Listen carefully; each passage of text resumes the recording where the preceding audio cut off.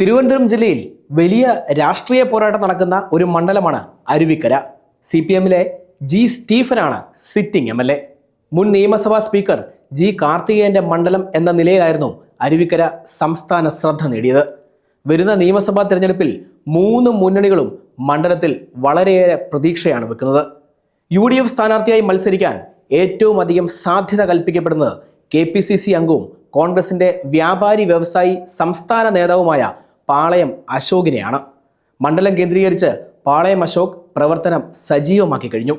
രണ്ടാമതായി കോൺഗ്രസ് പരിഗണിക്കുന്നത് മുൻ അരുവിക്കര MLAയും നിലവിലെ തിരുവനന്തപുരം കോർപ്പറേഷൻ കൗൺസിലറുമായ KS ശബരിനാഥനെയാണ്. കഴിഞ്ഞ തവണ അരുവിക്കരയിൽ പരാജയപ്പെട്ട ശബരിനാഥന് വേണ്ടി തിരുവനന്തപുരം സെൻട്രൽ മണ്ഡലവും കോൺഗ്രസ് ഇത്തവണ പരിഗണിക്കുന്നുണ്ട്. LDF സ്ഥാനാർത്ഥിയായി CPM പരിഗണിക്കുന്നത് സിറ്റിംഗ് MLA ജി സ്റ്റീഫന്റെ പേര് മാത്രമാണ്. ഏറെ ജനകീയനായ സ്റ്റീഫൻ മത്സരിച്ചാൽ മികച്ച വിജയം ഉറപ്പാണെന്ന് CPM കോട്ടകൾ വിശ്വസിക്കുന്നു. BJP പ്രധാനമായും 3 പേരുകളാണ് ഇത്തവണ അരുവിക്കര മണ്ഡലത്തിലേക്ക് പരിഗണിക്കുന്നത്. BJP സംസ്ഥാന general secretary P Sudheer, BJP വനിതാ നേതാവ് GS രേഖ, BJP ജില്ലാ സെക്രട്ടറി മുളയറ രതീഷ് എന്നിവരാണ് പട്ടികയിൽ ഇതിനോടകം ഇടം പിടിച്ചത്.